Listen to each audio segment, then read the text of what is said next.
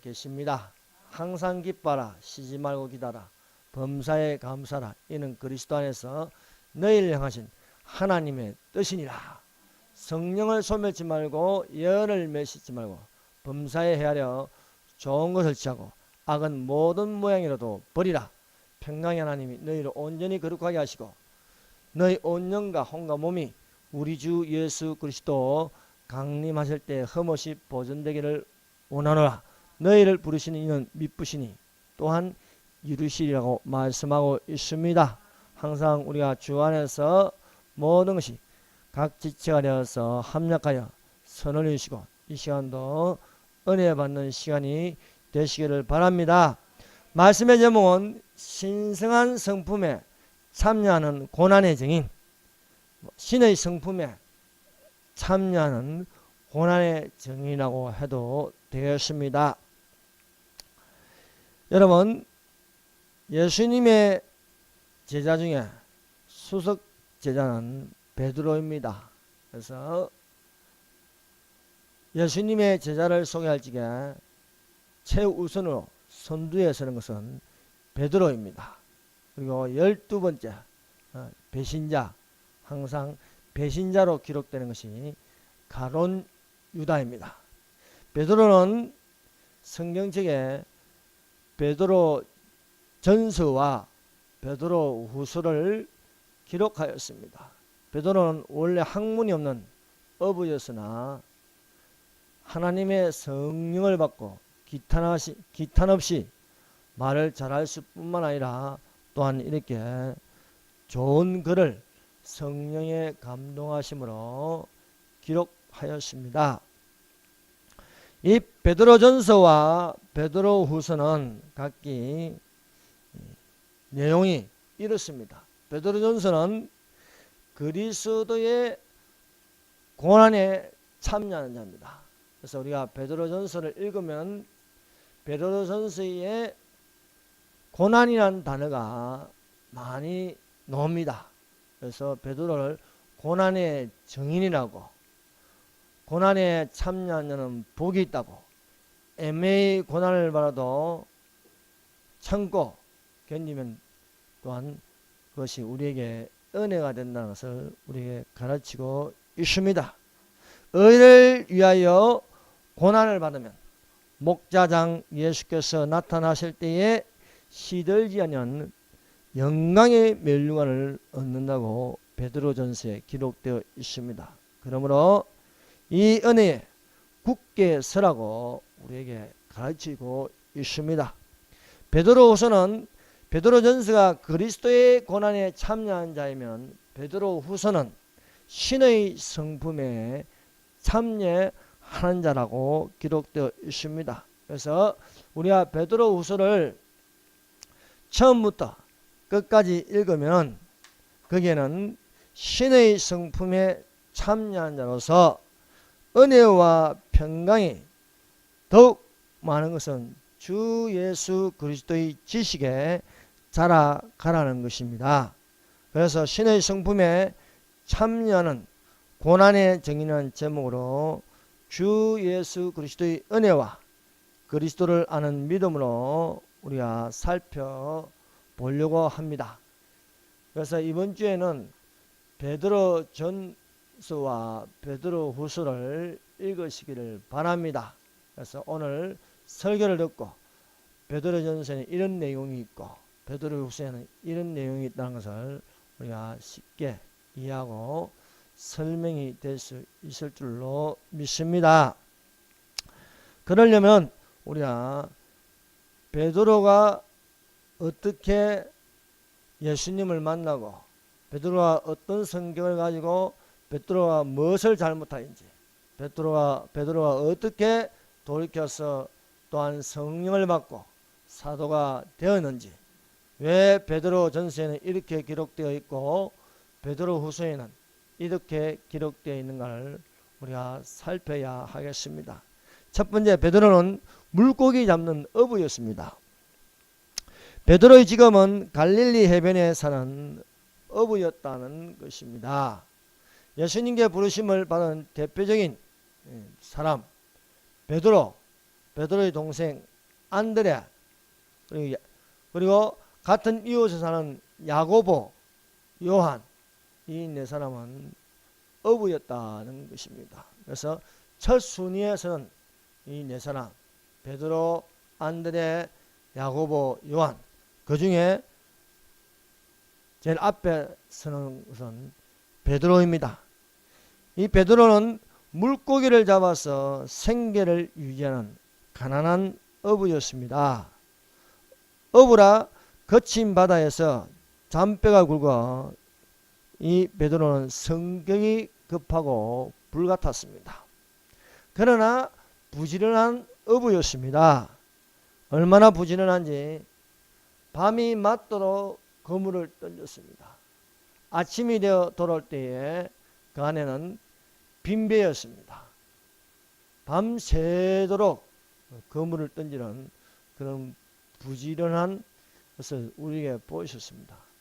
하나님께서 부르시어 사용하는 것은 일하는 자입니다. 그래서 우리가 성경을 읽어보면 일하는 자를 부르신다는 것입니다. 그래서 엘리사가 밭 갈다가 부르심을 받았습니다. 또 기드온도 밀 타작하다가 부르심을 받았습니다. 그리고 우리가 이 제자들을 살펴보더라도 일하다가 부르심을 받았다는 것입니다. 그러므로 우리는 성실하게 맡은 바 일하는 자로서 부르심을 받는 자가 되어야 하겠습니다. 두 번째, 예수님의 부르심을 받아 사람 낚는 수업을 받았습니다. 베드로가 어촌에서 물고기를 잡는 법을 배웠습니다. 그러나 사람 낚는 어부가 되기 위해서 예수님을 따라가서 예수님에게 배우는 것이었습니다. 그래서 예수께서 베드로에게 찾아갔습니다. 우리가 하나님을 믿는다는 것은 내가 하나님을 찾아간 것이 아닙니다. 모든 종교는 찾아가는 종교입니다. 그래서 찾아가다 보니까 만나는 것은 귀신을 만나게 되어 있습니다. 그래서 모든 정상까지 올라가는 것은 거기서 다 귀신을 만나게 되어 있습니다. 그래서 도사가 된다든지 도에 능통한다든지 정상에 하나님 없이 서는 것은 다 십중팔구 귀신을 만나게 되어 있습니다. 그러나 하나님은 찾아오시는 분이다. 그래서 우리가 예수님이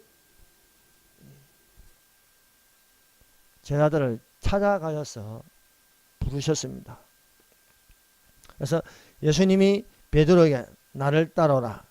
내가 너희를 사람을 낚는 어부가 되게 하리라 하십니다. 지금까지 물고기를 잡는 어부였습니다.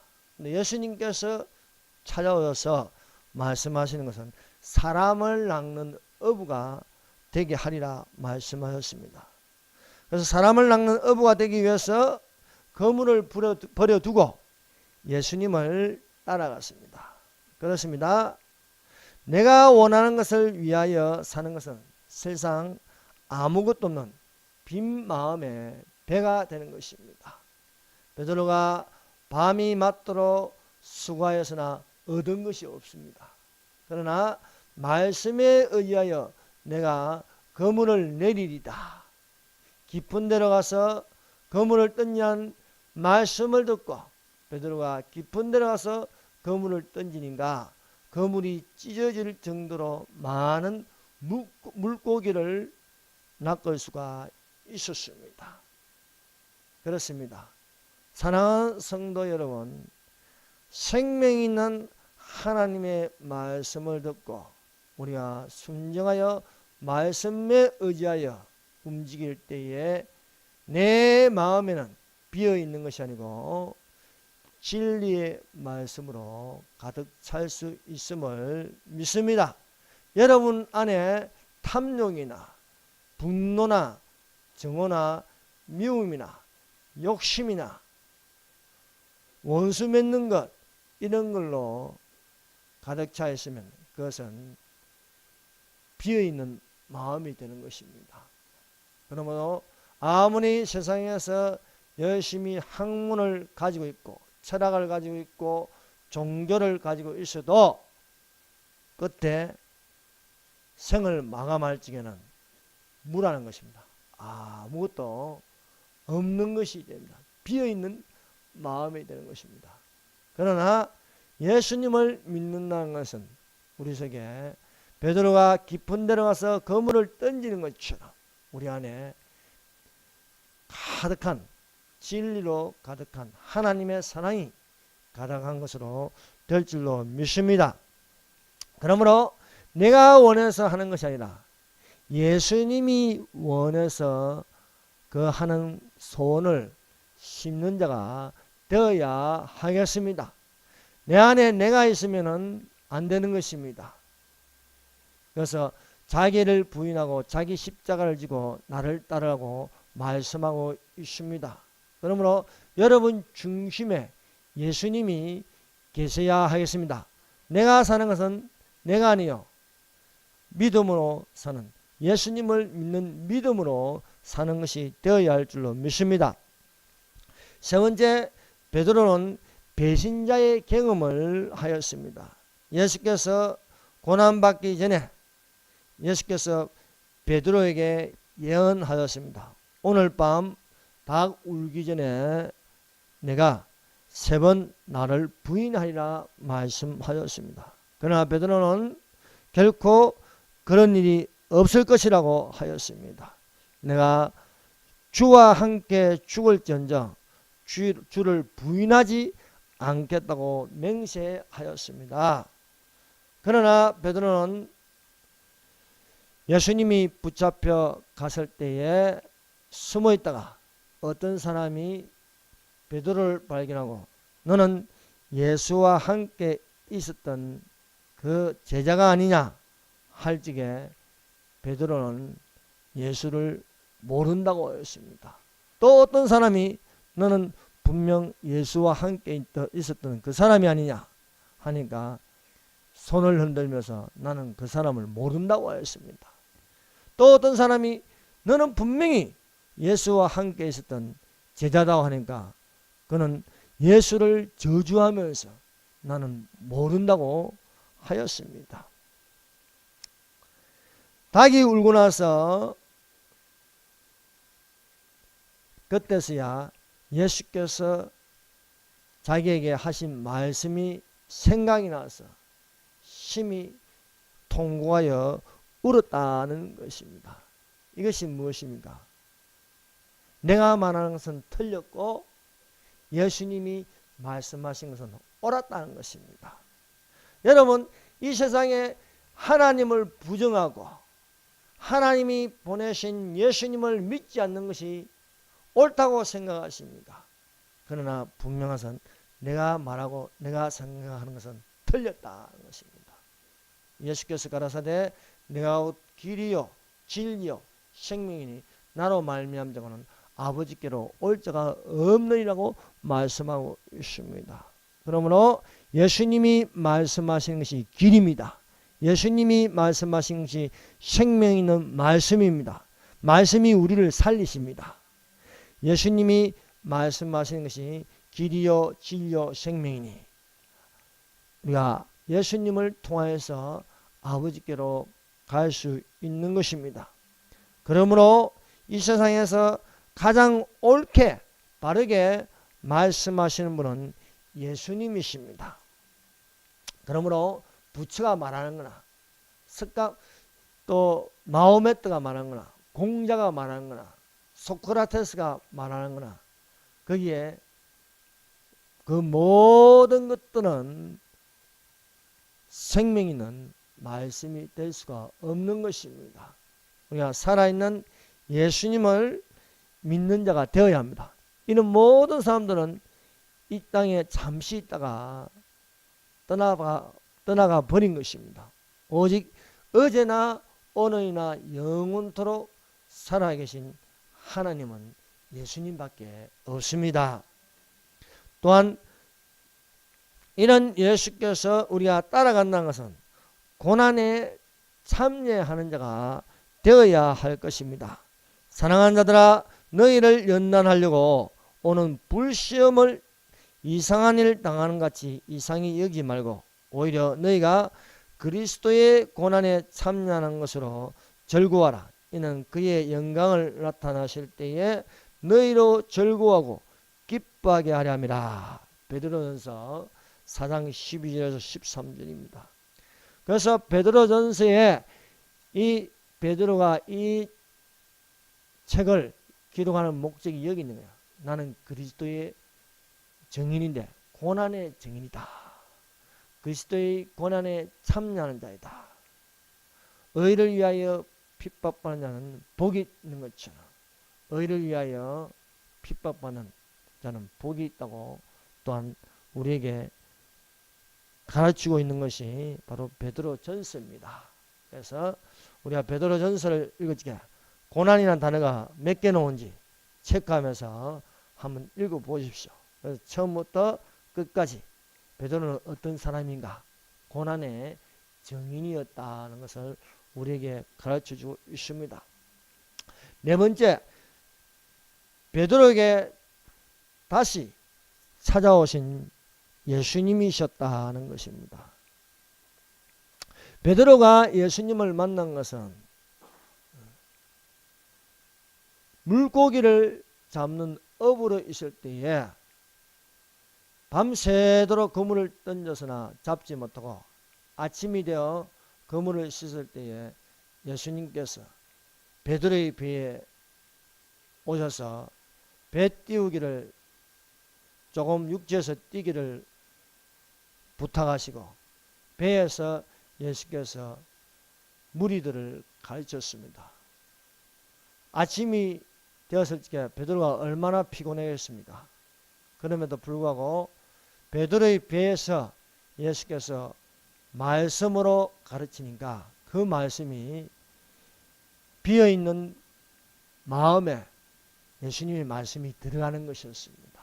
그래서 그 말씀으로 베드로가 예수님을 따라다니면서 3년 반 동안 수업을 받았습니다.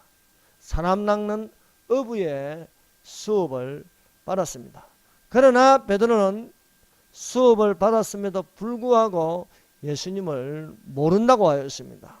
닭이 올 때에 예수님의 말씀이 생각나서 심히 통곡하였습니다. 예수께서 십자가에 죽으시고 할 일이 없자 베드로는 다시 옛날처럼 물고기를 잡으러 바다로 나갔습니다. 또한 야고보와 요한과 안드레도 같이 물고기를 잡으러 바다로 나가는 것이었습니다. 옛날처럼 여전히 빈배로 돌아왔습니다. 그때 또 예수님께서 이제 죽은 자 가운데서 부활하신 몸으로 베드로에게 나타나셨습니다. 물고기가 있느냐? 없습니다. 이번에는 오른편으로 그물을 던지라는 것입니다. 베드로가 처음 예수님을 만났을 적에는 깊은 데로 가서 그물을 던져라 했습니다. 이번에는 오른편에 그물을 던져라 했습니다. 상식적으로 오른편에는 물고기가 없는데요. 오른편에 그물을 던지니까 또 어마어마한 큰 물고기를 153마리를 잡을 수 있었습니다. 처음에 깊은 데로 가서 그물을 던졌을 때는요, 너무 많은 물고기 때문에 그물이 찢어지는 것이었습니다. 더 수가 없어 동무들을 청해서 함께 그물을 끌어올렸습니다. 이번에는 그물은 찢어지지 않았는데 큰 물고기가 세어보니 153마리였습니다. 처음에 그물이 찢어진다는 것은요, 율법이 찢어지고 그리스도의 은혜가 임한다는 것입니다. 두 번째, 그물이 찢어지지 않는 것은요, 그리스도 예수 안에서 하나님의 사랑을 끊을 수 없다는 거예요. 그래서 그 오른편에 그물을 던지니 물고기가 많은 것입니다. 여러분, 우리가 하나님의 오른편에 있어야 진리도 보이고요, 바른 것이 보이고요. 자유가 보이는 것입니다. 그러나 왼편에 있으면 안 되는 것입니다. 그래서 성경에는요, 오른편과 왼편을 구분하고 있어요. 그래서 오른쪽 간도, 또 백부자신편에서 오른쪽 양. 그러나 왼편은 어떻습니까? 항상 하나님과 반대되는 거예요. 좌파가 무엇입니까? 바른 것을 파괴하는 것입니다. 그래서 왼쪽으로 선다. 왼쪽으로 서는 게 뭡니까? 공산주의입니다. 오른쪽에 서는 것이 뭡니까? 자유민주주의인 것입니다. 보수가 무엇입니까? 자유를 지키는 것입니다. 좌파가 무엇입니까? 자유를 파괴하는 것입니다. 그래서 우리는 어디에 서 있어야 되냐? 중도는 없습니다. 오른편이냐 왼편이냐는 것입니다. 중도는 눈치를 보는 것입니다. 목사가 중도에 서면 안 되는 것입니다. 오른쪽 눈치도 보고 왼쪽 눈치도 보고 좀 센 쪽으로 붙으려고 합니다. 그러나 우리는 불이익을 당하도 어디에 있어야 됩니까? 오른쪽에 있어야 되네요. 오른편으로 그물을 던지라. 하나님의 의로운 오른손으로 나를 붙들리라. 말씀하고 있습니다. 주께서 말씀하신 것이 생명 있는 말씀으로 오른쪽에는 주의 즐거움이 있나이다 하는 것입니다. 우리가 오른편에 서서 사람으로 인하여 하는 것이 아니고 하나님으로 인하여 즐거워하는 자가 되시기를 바랍니다. 그물에 배 오른편에 그물을 던지라 하심으로써 150세마리를 잡고 또 그것을 가지고 아침에 그래서 구워서 예수님과 더불어 같이 조반을 먹었습니다. 조반을 먹고 난 후에 예수님께서 베드로에게 물었습니다. 요한의 아들 시몬아, 내가 나를 사랑하냐? 물으니까 내가 주님을 사랑하는 줄 주께서 아시나이다. 또 물었습니다. 요한의 아들 시몬아, 내가 나를 사랑하냐? 베드로가 대답하십니다. 내가 주님을 사랑하는 줄 주께서 아시나이다. 예수님께서 또 물었습니다. 요한의 아들 시몬아, 내가 나를 더 사랑하냐? 내가 주님을 사랑하는 줄 주님께서 아시나이다. 자, 보세요. 베드로가 예수님을 3번 모른다고 했습니다. 또 예수님이 부활하여서 3번 묻는 것입니다. 왜 3번을 물었을까요? 그때를 생각하면서 내가 말하는 것은 틀렸고 예수님이 말씀하신 건 옳았다는 것. 그래서 너가 나를 모른다고 3번 부인한다. 나서는 것은 자기를 내세웠습니다. 그러나 심히 통고가 나서 부활하신 예수님을 만나고 나서는요, 자신을 내세울 수가 없는 거예요.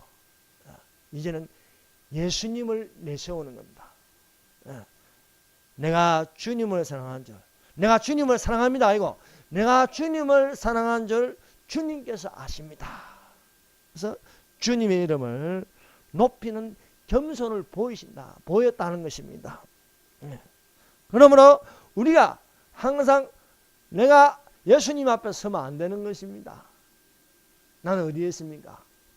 예수님 뒤에 있어야 되는 거예요. 요나단이 얼마나 훌륭합니다. 왜?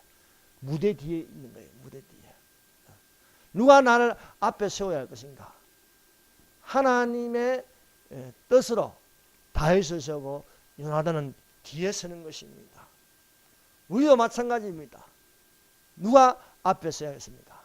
예수님이 앞에 서야 되는 거예요. 예수님이 나를 인도하시고 예수님이 나의 등불이 되시고 예수님이 나의 길잡이가 되시는데 내가 앞장서서 예수를 안내하려고 하면 안 되는 거예요. 그러므로 우리의 신앙은 내가 아닌 예수님이 되어야 되는 거예요.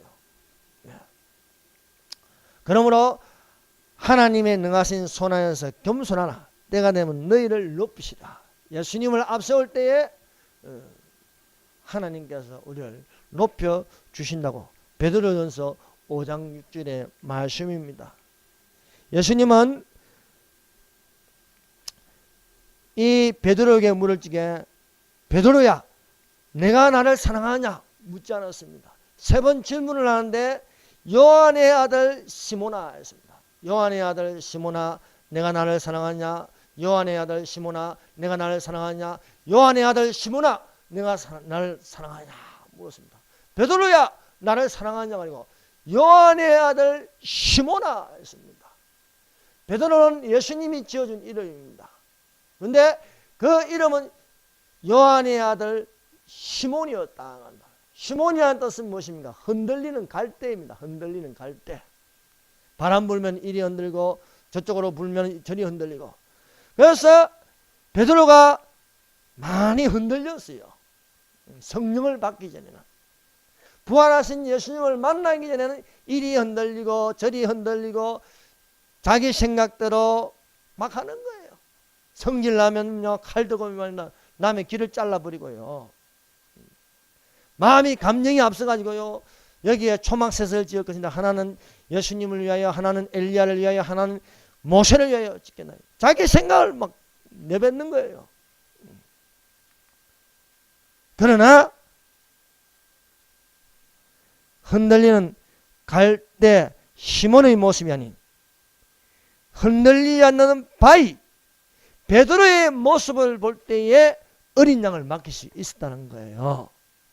그래서 이 질문을 했을 때 요한의 아들 시몬아 내가 나를 사랑하냐?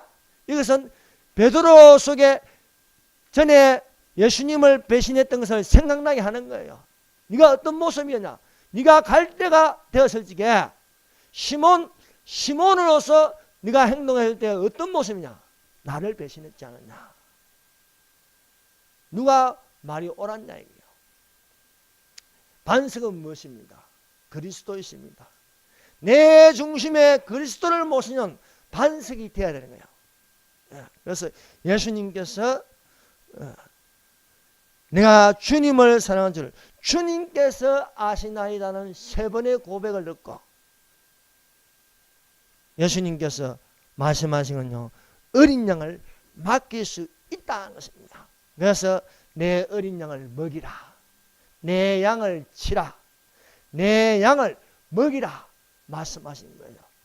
아직도 시몬의 모습으로 있을 적에는요 할 수 없는 거예요. 이런 양을 맡길 수 없는 거예요. 그러나 내가 주를 사랑하는 줄 주께서 아시나이다는 고백에 내 양을 먹이라. 내 양이 누구의 양입니까? 예수님의 양입니다. 예수님의 양. 목자장의 양입니다.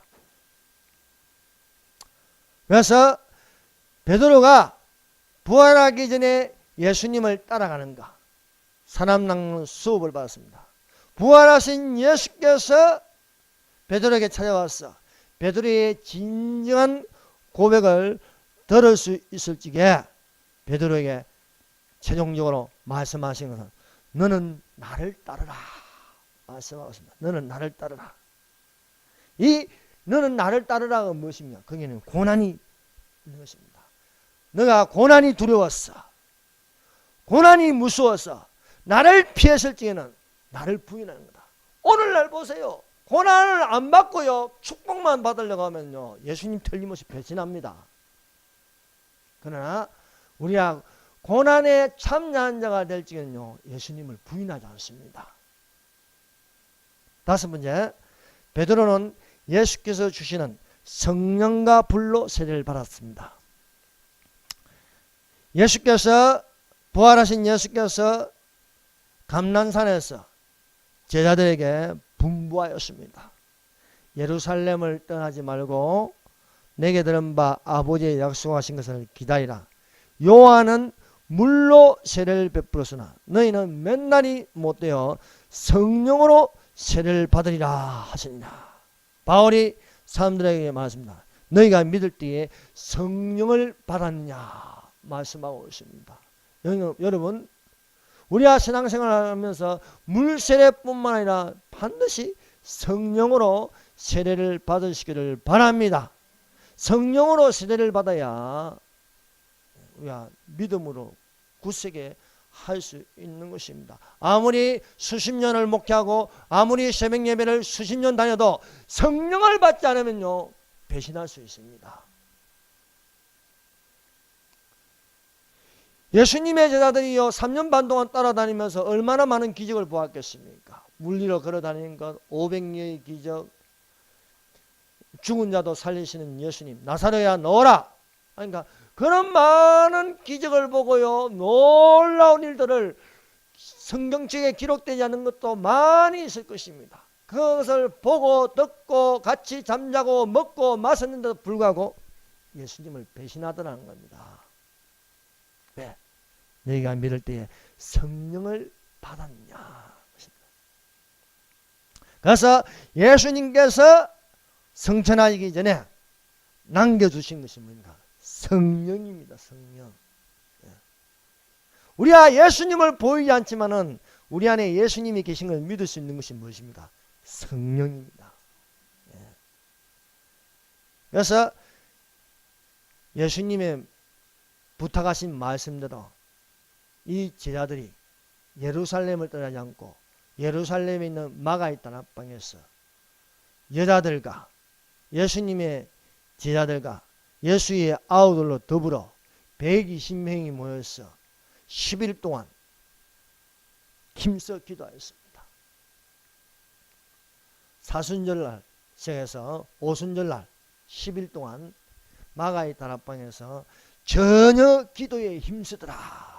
마음을 같이하여 한 마음이 되어 기도에 힘쓰니까 오순절날이 이르면 급하고 강한 바람처럼 불의 해같이 그 위에 임하여서 다락방에 있는 모든 사람들이 성령이 충만하였습니다. 우리 산사만교회가 이런 교회가 되었으면 좋겠습니다.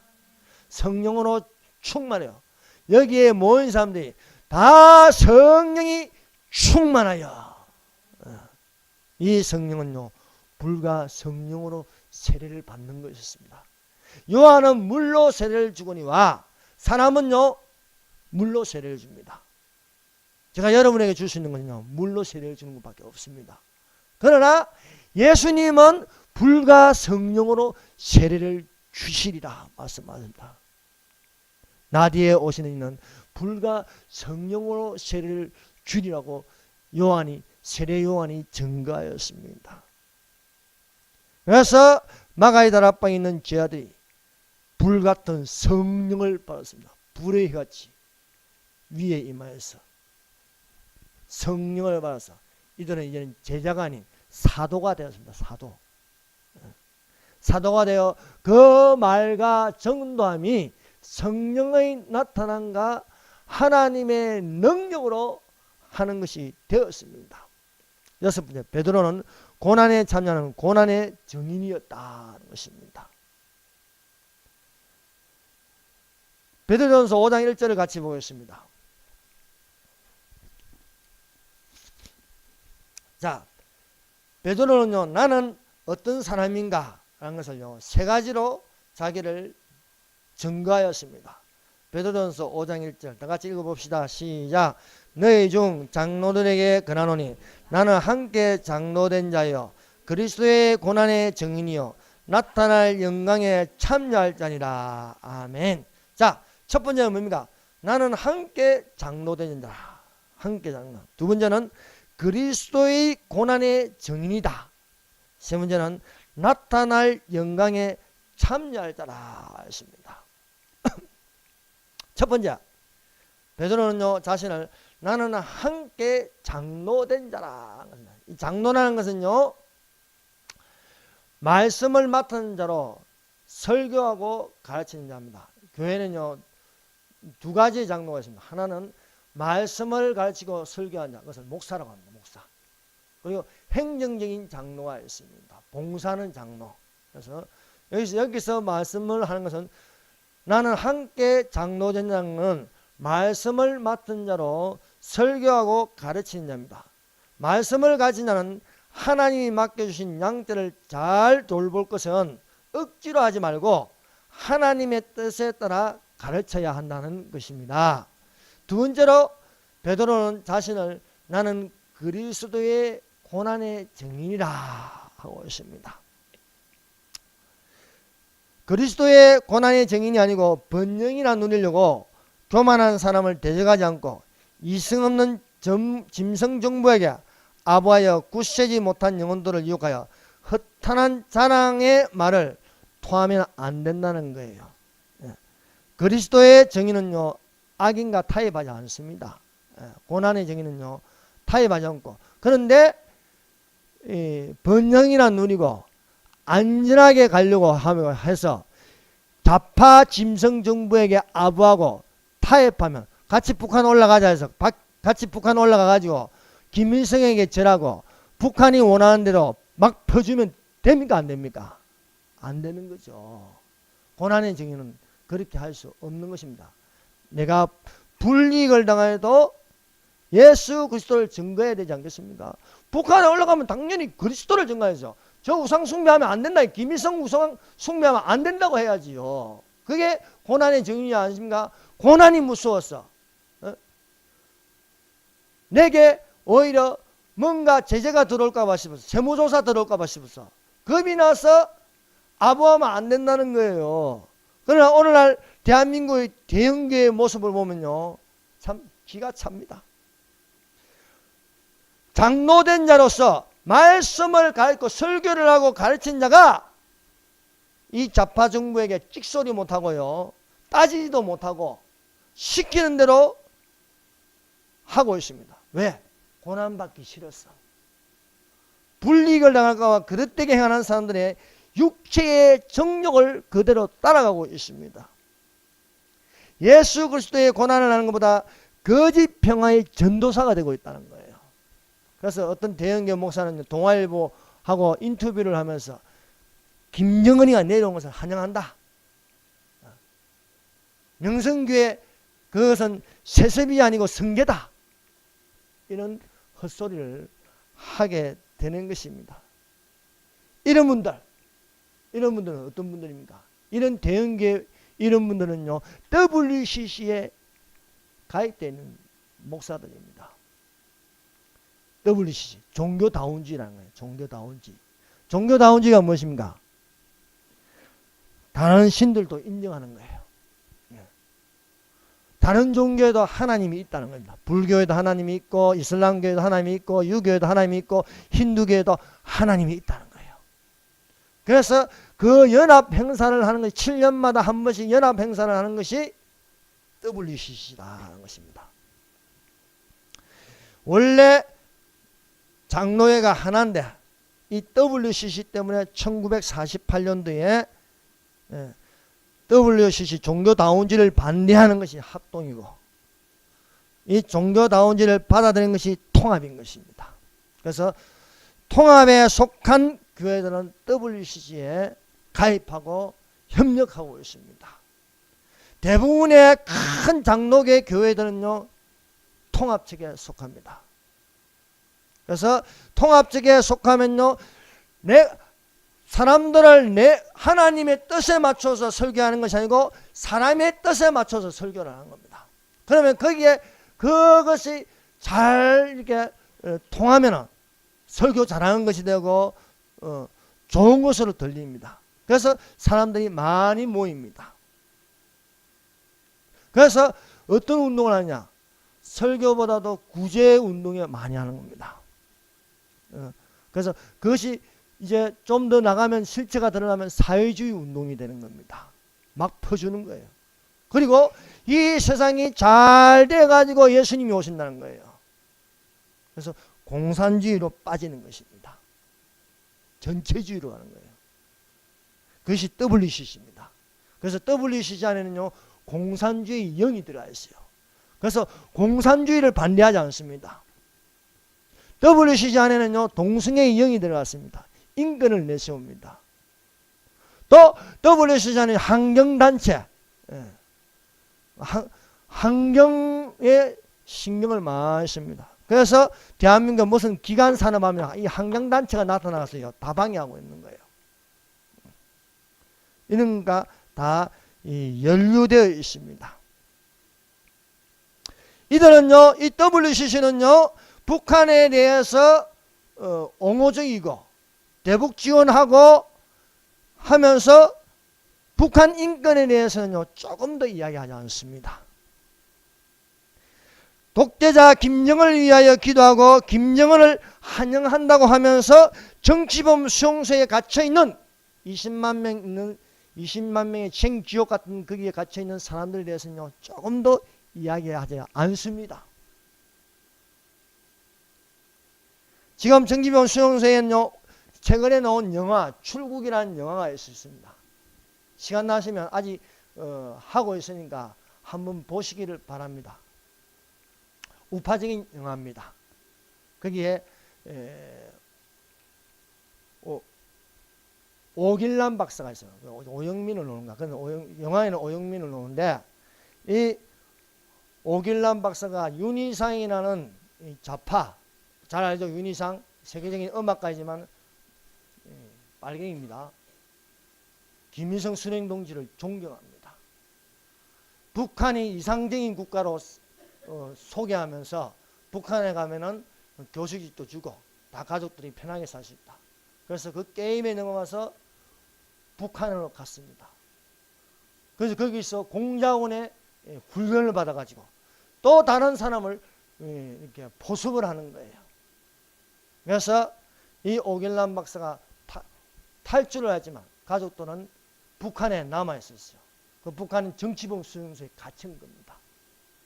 그래서 이 오길남 박사 통령의 딸이라 해가지고 내 가족들을 돌려달라.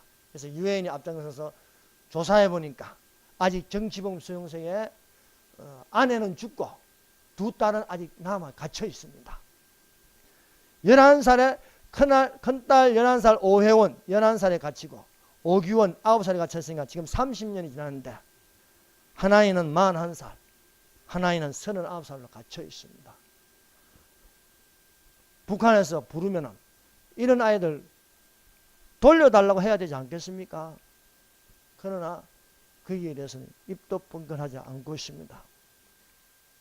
세계 최고의 핍박자가 누굽니까? 세계 최고의 핍박자. 전 세계에서 가장 기독교를 핍박하는 곳이 북한입니다. 아직도 랭킹 1위입니다. 10년이 넘도록 가장 기독교를 핍박하는 장소가 북한입니다. 그러면 이 전 세계 생지옥이 어디입니까? 북한입니다. 북한의 독재자가 누굽니까? 김정은입니다. 김정은을 환영한다? 김정은을 위해서 기도한다? 이 말이 됩니까? 김정은이 입에서는요, 독사의 혀가 있습니다. 독사의 혀. 위장평화, 종전선언, 우리 민족끼리 하자. 그 말이 맞습니까? 독사는 두 혀를 가지고 있습니다. 이 사람들을 위하여 하나님께서 예배하는 것은 캄캄한 어두움입니다. 이러한 자들은 바른 길을 떠났습니다. 미혹되어 불의의 삭스를 사랑하는 배도자들입니다. 베드로 전서의 베드로는 어떤 사람입니까? 베드로는 그리스도의 고난의 증인입니다. 베드로가 로마의 네로의 핍박을 피하여 도망갔습니다. 도망가다가 한상을 보게 됩니다. 그래서 그 한상을 보고 베드로가 도망가다가 그 한상을 보고 예수님께 물었습니다. 주여 어디로 가시나이까? 크바디스 도미네 물었습니다. 예수님이 대답하셨습니다. 나는 내 대신 십자가에 못 박히러 로마로 간다. 북한 올라갈 정도, 목사가 북한 올라갈 정도면요, 죽으러 올라가야지요. 베드로가 양심이 찔려서 도망가다가 다시 로마로 들어갑니다. 로마 들어가서 순교합니다. 십자가에 거꾸로 매달려서 순교하는 것이었습니다. 그래서 예수님의 말씀대로 된 것입니다. 그 예수님의 말씀이 요한복음 21장 18절입니다. 내가 진실로 진실로 내게 이르노니 내가 젊어서는 스스로 띠뛰고 원하는 곳으로 다녔거니와 늙어서는 내 팔을 벌리니 남이 내게 띠뛰고 원하지 아니하는 곳으로 데려가리라. 데려가리라. 십자가에 거꾸로 매달려 죽음으로써 고난의 증인이 되었습니다. 고난이 두려워서 피하는 오늘날의 대한민국의 대형교는 이렇습니다. 베드로나 바울의 종만은 고난에 참여하는 모범을 보였습니다. 베드로는 십자가에 거꾸로 매달려 순교했습니다. 바울은 어떻게 죽었습니까? 지금 저 서울극장에 바울 영화 하니까 한번 시간 나시면 보십시오. 바울이 어떻게 죽는가. 바울은 목베임을 당하였습니다.